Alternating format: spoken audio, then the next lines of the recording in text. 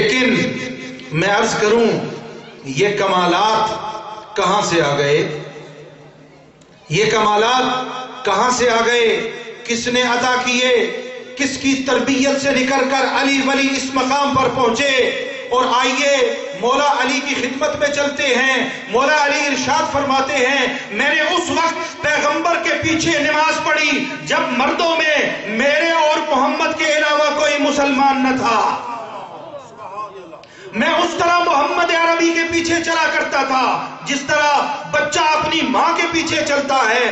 علی یہ ارشاد فرماتے ہوئے نظر آتے ہیں مجھے محمد نے اگر اللہ کی طرف سے عطا کردہ علم میں سے علم کا ایک راز عطا کیا، علی نے اس ایک راز سے ہزاروں دروازے علم کے آگے منکشف کیے۔ یہی علی ولی، یہی علی جو اس مقام پر فائز ہیں۔ اس محمد کی عظمت کو سمجھنا ہو تو اس ایک جملے سے سمجھیں، وہ علی جو کائنات کا امیر ہے، وہ علی جو کائنات کا سخی ہے، وہ علی جو کائنات کا سب سے بڑا عبادت گزار ہے، وہ علی جو اللہ کی راہ میں سب سے بڑا جہاد کرنے والا ہے، وہ علی جو اتنا بڑا سخی ہے کہ جو مسجد میں حالت رکوع میں زکات دیتا ہے، وہ علی کمالات کی اتنی بلندیوں پر فائز ہونے کے باوجود یہ ارشاد کرتا ہوا نظر آتا ہے انا عبد من عبید محمد، میں محمد کے غلاموں میں سے ایک غلام ہوں۔ صلوات پڑھیے بر محمد و آل محمد۔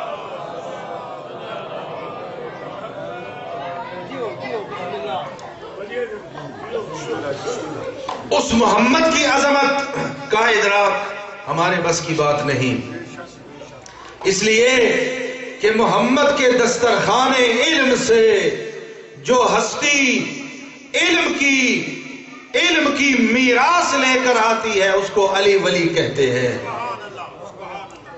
محمد کی تربیت گاہ سے جو ہستی تربیت پا کر نکلتی ہے اسے ابو الائمہ امیر کائنات علی ولی کے نام سے یاد کیا جاتا ہے۔ اللہ رب العزت نے بہت سے معجزات عطا فرمائے پاک پیغمبر صلی اللہ علیہ وآلہ وسلم کی ذات مبارک کو۔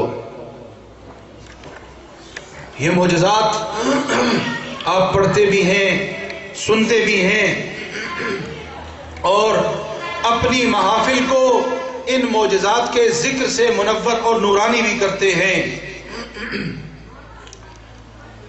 اللہ نے ہر دور میں جو نبی بھیجا اس نبی کو معجزہ دے کے بھیجا، اس لیے کہ جب نبوت کا انکار کرنے والے، نبوت کا تمسخر اڑانے والے، نبی کے سامنے جسارت کرنے والے، نبی کے سامنے آواز اونچی کرنے والے، نبی کے سوال پر لبیک نہ کہنے والے، نبی کی نبوت پر حیرت و تردید کا اظہار کرنے والے، تاریخ میں جب بھی نبوت پر انگلی اٹھائیں یہ نبی اس کے سامنے اس معجزے کو پیش کرے جو معجزہ اللہ کی طرف سے عطا ہوا۔ اگر طبابت کا دور تھا اور اس دور میں رہنے والے اپنے آپ کو عقل کل سمجھتے تھے اور وہ یہ کہتے تھے کہ ہم طبابت میں اس مقام پر پہنچ چکے ہیں کہ جہاں ہمارا ثانی کوئی نہیں ہے، اس موقع پر جب نبی آیا تو نبی کو معجزہ وہ عطا فرمایا جو طبابت سے تعلق رکھتا تھا۔ سب سے بڑی کائنات کی حقیقت، موت کی حقیقت، اللہ کے وجود کا انکار کرنے والے بھی موت کا انکار نہیں کر سکتے۔ اللہ کا وجود کائنات میں موجود ہے، جو کہتے ہیں ما یمیتنا وما یحیینا الا الدہر، کوئی خدا نہیں ہے، کسی نے ہمیں پیدا نہیں کیا، کسی نے ہمیں زندگی نہیں دی، کوئی ہمیں موت نہیں دے گا۔ اچھا پھر تمہاری زندگی کہاں سے آئی؟ یہ زمانہ ہے، یہ دہر ہے جو زندگی بھی دیتا ہے، جو موت بھی دیتا ہے۔ اللہ کے وجود کا انکار کر لیا، لیکن وہ حقیقت جس کا انکار کوئی نہیں کر سکا وہ موت کی حقیقت ہے۔ وہ زمانہ جب طبابت اپنے عروج پر تھی، اپنے آپ کو بڑا ماہر طبیب سمجھتے تھے، کہتے تھے کہ ہم اس فن میں اس مقام پر ہیں، کوئی ہماری مثال نہیں ہے۔ اس وقت اللہ نے اپنے نبی کو وہ معجزہ عطا فرمایا کہ آؤ میں ان مردہ ہستیوں کو جلا دیتا ہوں، اگر تم اپنے آپ کو بڑا طبیب سمجھتے ہو مردہ زندہ کر کے دکھاؤ۔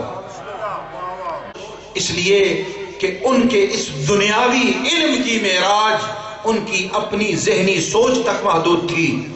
اگر سحر و جادو کا زمانہ تھا، اس زمانے میں اللہ نے اپنا نبی مبعوث فرمایا، اس زمانے میں کون سا معجزہ عطا کیا؟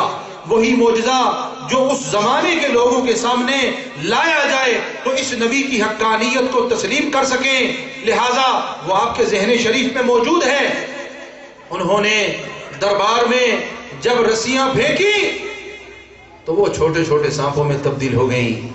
انہوں نے اپنے جادو کا کمال دکھا دیا، لیکن اللہ کے نبی کی طرف سے جب اللہ کے عطا کردہ معجزے کا اظہار ہوا اس وقت ان کے سحر اور جادو کا خاتمہ ہو گیا۔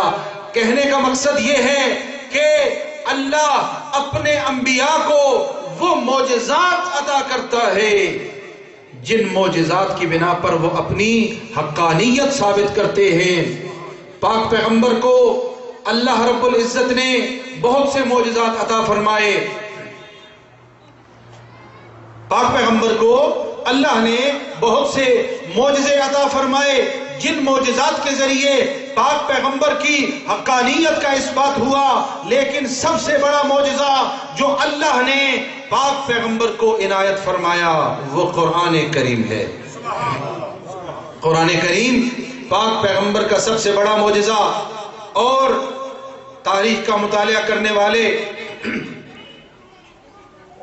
اس بات کی طرف متوجہ ہیں کہ عرب معاشرے میں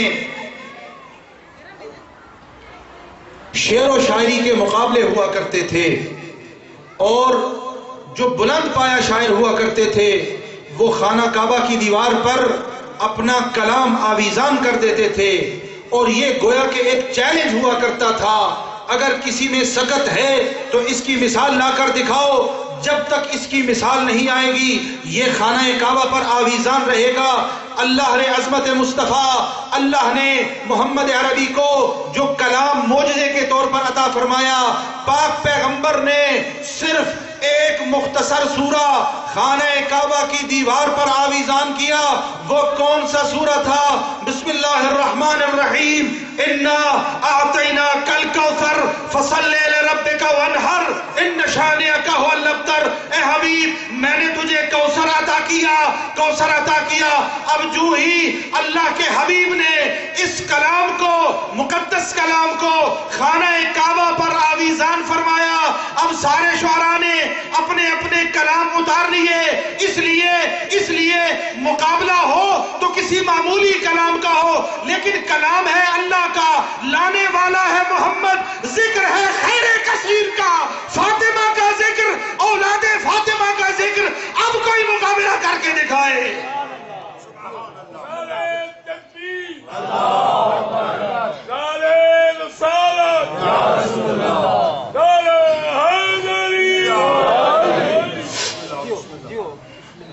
یہ پاک پیغمبر کا معجزہ جو اللہ نے عطا فرمایا، میں ایک جملے کی طرف لے کر آنا چاہ رہا ہوں۔ بہت سے معجزات عطا فرمائے، کہیں پر شق القمر کا معجزہ عطا فرمایا، کہیں لعاب دہن پھیکے پانی میں ڈالو میٹھا پانی بن جائے گا، کہیں کسی درخت کو بلاؤ چل کر آ جائے گا۔ یہ معجزات وہ معجزات ہیں جو اللہ نے عطا فرمائے، اللہ نے پاک پیغمبر کو عطا کیے۔ میں کہوں گا یہ معجزات اللہ نے عطا کیے، محمد کا معجزہ کیا ہے؟ مجھے کہنے دو دنیا والوں، اگر محمد کے معجزے کو دیکھنا ہے علی ولی کو دیکھو، علی ولی محمد کا معجزہ ہے۔